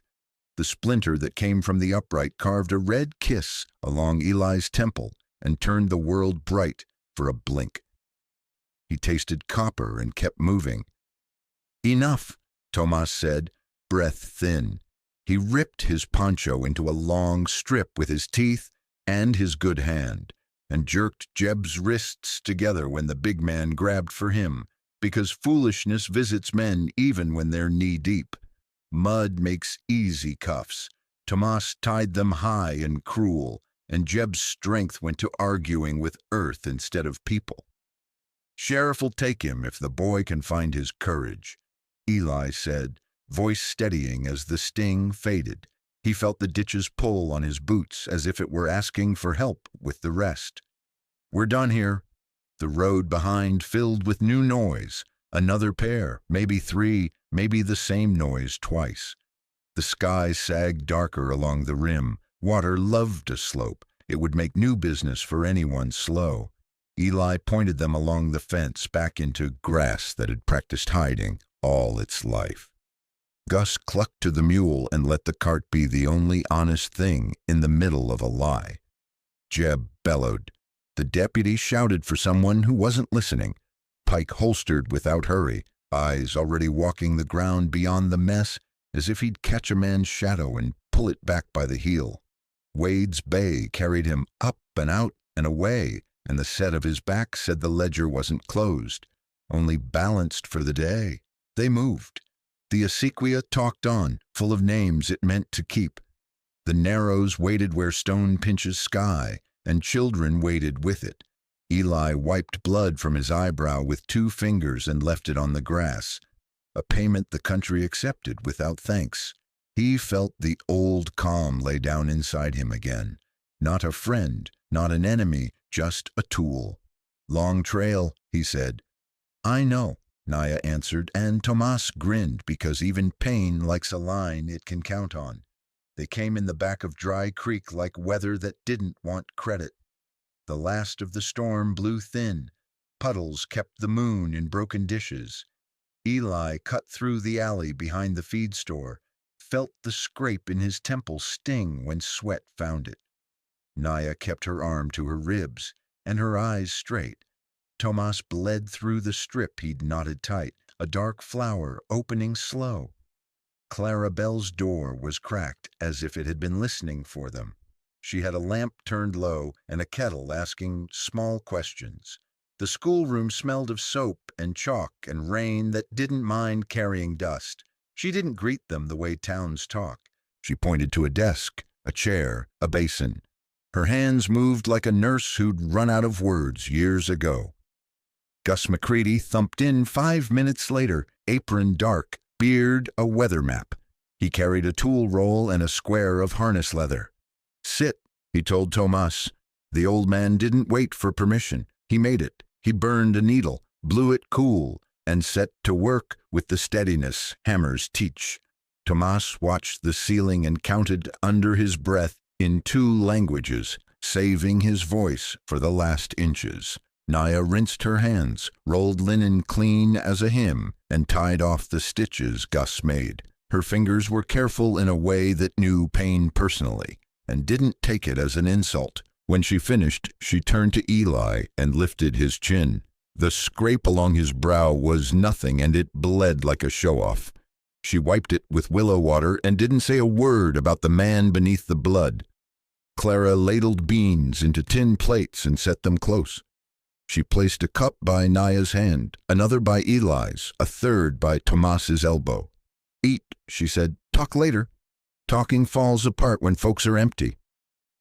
She went to the door and listened without looking like she was listening. A page on the wall still carried yesterday's lesson. Kind in straight letters. A child's hand, trying hard. Out on the street, the town kept its conscience in motion. Wade was in the saloon, telling men which way their spines ran, laying silver down the bar like seed on stubborn ground. The sheriff moved along the boardwalk with a paper in his hand and his hat wrong on his head, the posture of a man who had learned his job late. The deputy boy planted himself by the jail with his jaw set, practicing what Judy might look like if it ever chose him.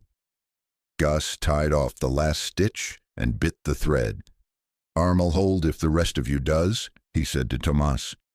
"Don't lift nothing, foolish. Don't be a hero unless someone's watching who needs to learn what that word really costs." He slid his awl back into the roll. His eyes went to the window and hardened like iron cooling right. "They'll come for you," Clara said to Eli, not unkind. "That man Clegg doesn't like the mirror you hold up to him.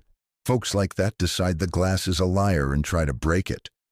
She set a square of bread on Naya's plate and added, as if it weren't the biggest thing in the room, "I won't step aside." Eli nodded once. It had the weight of a handshake, he meant.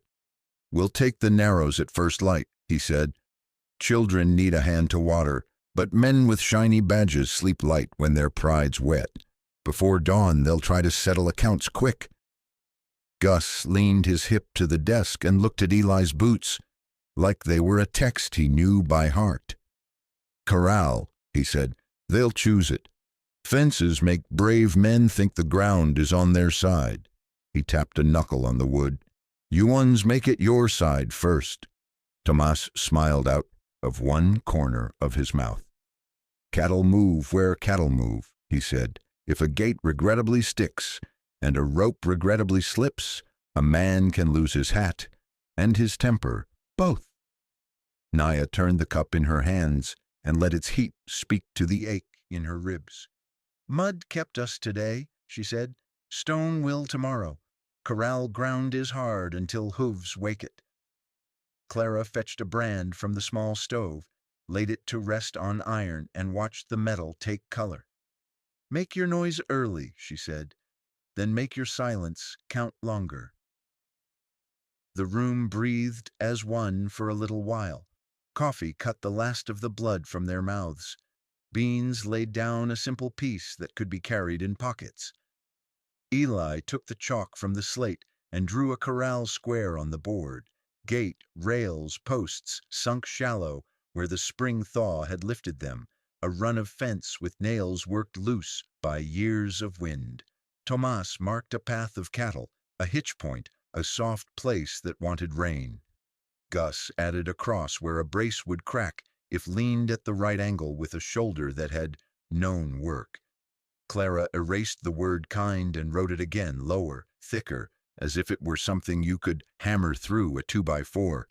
She did not smile when she put the chalk down.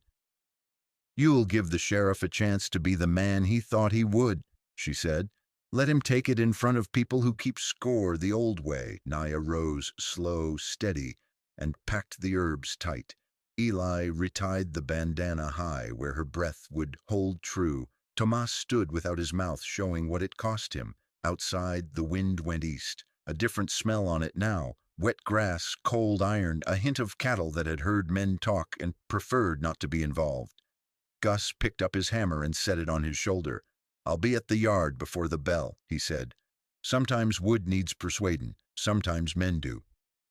Clara blew out the lamp and lifted it again half lit. A low star a few feet off the floor. "There's coffee in the pot," she said. "Take it with you. The road respects people holding coffee." They stepped into the night that thought about morning. Dry Creek had gone quiet in the way of towns that have chosen not to lie to themselves. For an hour, maybe two, the corral sat black beyond the livery, rails making a square against the thin moon. A plank creaked in a question. Somewhere a horse stamped and shook its bridle like an argument. Eli looked at Naya, then at Tomas, then at the dark box of the corral.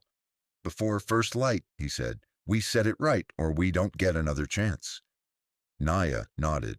Tomas rolled his bad shoulder and hid the wince in a grin. They moved toward the shape of the fence, the ground underfoot hard as a lesson learned late, the air holding its breath for what the day would ask of it next. Dawn came low and colorless, the kind of gray that makes breathing sound like work. The corral waited behind the livery, square and black against a sky rubbed thin. Frost showed in the trampled grass like ash, shaken from somebody else's fire. Eli tested the near gate with his palm and felt the looseness Gus had marked last night. The hinge didn't sing, it sulked. Tomas checked the tie rail and the cheap nails that held it, counting which would give up their pride first. Naya stood with a branding iron cooling in a shallow pan, the handle wrapped in rag. Steam drifted like ghosts being polite. They set the world the way they wanted it to behave. Eli worked a loop of rawhide around the far latch and threw a slat that had weathered into splinters. One hard pull would turn a square into a question. Tomas slipped along the fence line and loosened a brace where the ground had swallowed and spitted in the spring. Gus took a wedge and fed it under a stubborn post, then left it proud so an angry boot would find it at the wrong time. Clara stood at the edge of the yard with a shawl tight and a face that had already chosen today's courage. Hooves came in pairs and then in threes, the rhythm of men who'd been up too early and liked how it sounded on wood. Wade Clegg rode in first on the bay he'd half drowned, now scraped clean and cranky. He brought 2 new hats in the narrow shadow of Pike Mather, hat brim set to shade the part of his eyes that did arithmetic. The deputy boy trailed a yard behind with his jaw set and his stomach at war with its owner. Sheriff walked from the boardwalk to the yard slow, the way a man does when his job keeps trying to slip from his hands. "Morning," Wade said to the air. He didn't call names. His grin looked borrowed. "Let's clean up a mess." Eli stepped out from the lee of the loading chute with his hands down where a man could see them. Tomas ghosted to the right by the grain shed, the poncho tied high to keep his stitches clean. Naya stood straight at the corral gate with the branding iron held like a walking stick, steam no longer showing. She watched hooves, not faces. "Law says harboring gets a man hurt," Wade said. He didn't look at the sheriff. He looked past him at the town that had gathered without meaning to. 2 men by the pump, a woman with a broom, a boy holding his breath with both hands. "Hand her over, cowboy. Take your medicine. Or don't, and we'll give it to you." Gus shifted his weight and let his hammer scrape a post so the sound went up the grain like a warning. The mule from his forge cart sneezed and made a small joke that nobody felt brave enough to laugh at. Clara cleared her throat as if to call a lesson to order. The sheriff put his fingers in his vest, came up with nothing worth saying, and let his hands fall. Eli didn't argue law. He set his shoulder to the gate and looked at Wade, like a man looks at a storm he's already decided to outlast. "Find higher ground," he said. and his voice was quiet enough to pass for politeness. Pike's eyes went to the ground, not the words. He saw the loosened brace, the proud wedge, the raw hide whispering through the far slat. His mouth tightened, and he started to lift a hand to point.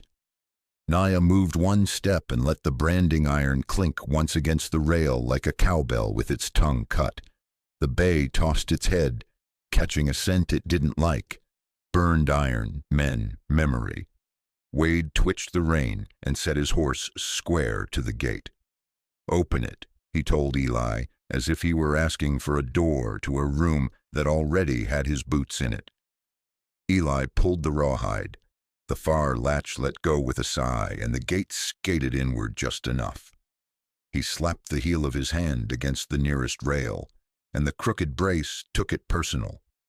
Wood cracked like an old promise. The rail sagged, and the small herd that had been penned for shoeing, 6 cows and a long yearling with bad manners, found a thought they liked. They flooded through the weakness in a shoulder-wide wave. Muscle, dust, a clatter of horn, and intention. Wade's bay danced wrong, iron screaming on old nail. Pike reached for his pistol and found the space where a plan lives thinner than breath. Naya flicked her wrist and dropped the branding iron just ahead of Pike's horse, the hiss like a snake telling truth. The gelding jumped sideways, iron skittered.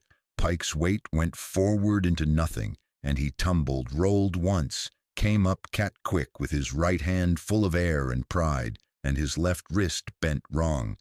His gun clattered and slid under a rail to where hooves had already decided to be. Jeb Rawlins wasn't there to do the dumb, strong thing. One of Wade's new hats tried it on his behalf, stepped to block the cattle with his body, and learned what a yearling with a story does to a fool. The boy deputy yelped and scrambled to a rail, boots searching for wood, eyes wide at the physics of hooves and regret. Wade got one shot off. It went to the corral post and bit a chunk the size of a biscuit out of it. Eli's Winchester coughed once and split the walnut at the base of Wade's grip. The pistol jumped from Wade's hand like it had taken a better offer. The bay shouldered the broken rail, found a new problem, and made 3 feet of panic into a dance that showed 1,000 pounds can be graceful if you let terror choose the music. "Hold!" Sheriff shouted, late and necessary. His voice surprised him. It surprised the yard, too. Men stopped because they wanted to see who had dared that word. Pike came low with a knife he had hidden, where patience lives. He aimed at the place between a man's ribs where silence keeps. Gus did not run. He set the flat of his hammer to the middle rail and slapped it hard so the iron sang pure and mean. The sound was a church bell for the wrong congregation. Pike flinched into it. The knife skimmed cloth and took a mouthful of Eli's coat instead of the meat beneath. Tomas's hand hit Pike's wrist and turned it. Bones spoke. The knife chose gravity and went to work learning dirt. Naya picked up the iron by the cool end and set the hot tip into the mud. Steam jumped. She planted her feet with the economy of someone born to be practical and said nothing at all. It turned out to be the right speech. Wade kicked free of a stirrup and charged ugly with his hands. Eli met him not with a shot, but with the work a ranch hand knows. Hips low, shoulder into the man. A twist that makes a pair of legs forget who owns them. Wade's boot found Gus's proud wedge. His knee folded with a sick crack that made 2 old ranchers wince in sympathy they'd never confess. Wade went down gasping, not noble, not crushed, just human and angrier for it. "Enough," the sheriff said again, and this time his hand was on the deputy's shoulder and his hat was on straight. He stepped between anger and the thing anger wanted. "Pistols away, hands where I can have 'em later if I need 'em." Pike froze like a cat that can't admit to being cornered. His eyes flicked to the livery's shadow, to the street, to the space under the chutes. He measured every way the morning might still choose him. Then he looked at Naya and then at Eli and saw something in the set of them that made arithmetic useless. He opened the fingers of his wrong-angled wrist and let the air hold nothing. Gus took a length of harness leather and bound Wade's hands, quick, high, and unkind. The deputy stepped up with the face of a boy who had finally met the job he'd been practicing for, and the sheriff put a paper in his palm and made the two of them worth more than they'd been yesterday. Around the yard, Dry Creek breathed out the breath it had been holding since winter. Wade found his laugh again, sour now. "You think that buys you peace?" he said. "Fort will send another paper. Papers grow on trees a man like me can find." "Maybe," the sheriff said. His voice had grit in it the day hadn't given him. He'd found it himself. He lifted his chin toward Eli. "But we'll read this one first." The cattle settled at the far end, blowing, heads low, the yearling testing a rail and finding it stubborn for once. Tomas stood with his weight easy and his hand light on his own blood. Gus wiped his hammer on a pant leg and looked bored as only a man does when his heart is still racing. Clara let her shawl drop a little and the line of her mouth softened in ways nobody would remark on in daylight. Naya's eyes were wet, but not for weakness. The iron at her feet hissed itself out. From the river a low thunder rolled, not sky. San Pedro swollen with last night's rain. It sounded like drums heard through earth. The Narrows would be running quick and brown. Children would be cold and pretending they weren't. Eli touched 2 fingers to the brim of his hat toward the sheriff. A private thanks given in public, then looked to Naya. She met him level. The yard faded until there was only the shape of the trail ahead. "Water," she said. "Water," he answered. They left the corral to the law and the town that had decided to be one, and took the road that pinched toward rock and need. The morning lifted itself 1 shade lighter and showed them nothing but distance and the work that fills it. The San Pedro talked all the way in, brown and quick, full of sticks and the smell of far country. Stone narrowed it at the Narrows, rock cheek to rock cheek. Water shouldering through like a mule that had decided to fit whether the trail liked it or not. Eli took the high side where the banks kept their feet under them. He found the juniper Naya had spoken of and the wet seam under its roots where water hid, even when sky forgot.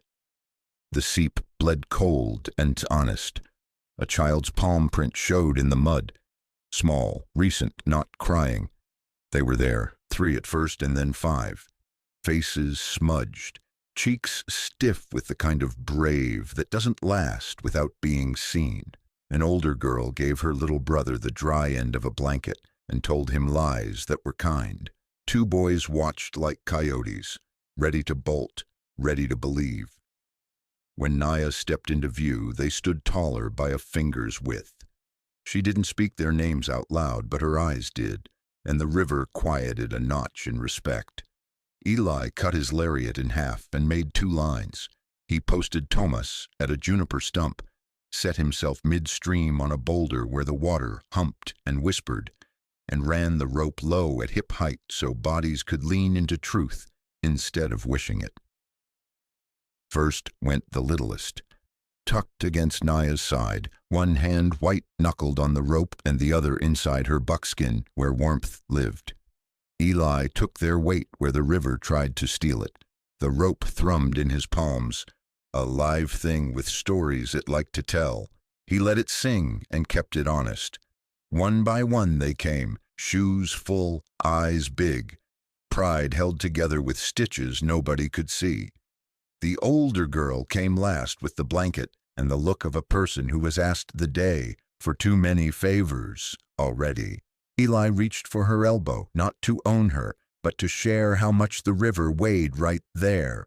She let him, then didn't need him, and both were good truths. They built a morning the way a camp is built, when people intend to keep each other. Small fire cupped in rock, tin cups traded hand to hand, beans warming in an old lard can. Clara had slipped into Tomas's pack without bragging. Steam rose off wet hair and made halos nobody mentioned. Coffee went around once and then again. The older boy tried to take a third and stopped himself. Eli lifted his own cup, offered it, and got a look in return that would grow up right if the world allowed it. Gus and Clara came near noon with the wagon. Of course they did, the mule steady and unimpressed, a tarpaulin flapping like a tired flag. Gus set his hammer on the tailboard as if weight mattered even to a piece of iron at rest. Clara climbed down with a bundle of blankets and the expression women wear when they have already argued with themselves and chosen the harder task. She said nothing about the water, the smell, the fear. She set bread in small hands, checked the back of a head for bumps, and straightened a collar as if the world might notice and offer mercy if folks met it tidy. Back upriver, Dry Creek was busy learning who it wanted to be. The sheriff signed a receipt that made Wade Clegg the fort's problem, at least for a chapter. Pike's wrist had swollen into a lesson. 2 men who had laughed late kept to their porches and found broom work that didn't need doing. The deputy stared at his badge until it set on him straight and not like a borrowed hat. None of that reached the Narrows except as a feeling in the wind, a little less sour, a little more willing.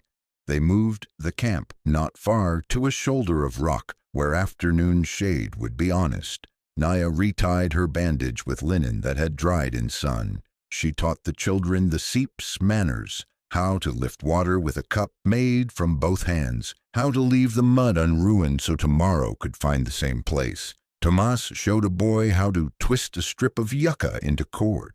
The boy pretended not to care and then did it better than the man. Gus fixed the wheel that hadn't yet broken. Clara taught the smallest to say thank you without being asked, and the thank you made the coffee taste like something a church might envy. Eli went quiet the way men do when the body's finally allowed to rest, and the mind comes back with its old lists. He thought of the cabin, the door set against weather, the peg where his hat had slept, the half-photograph now at the bottom of his pack, its burn line smooth under his thumb. That life was ash now with the hearth banked cold. He had built it to keep one man safe. He found himself counting faces, counting boots, counting the hands it might take to build something larger.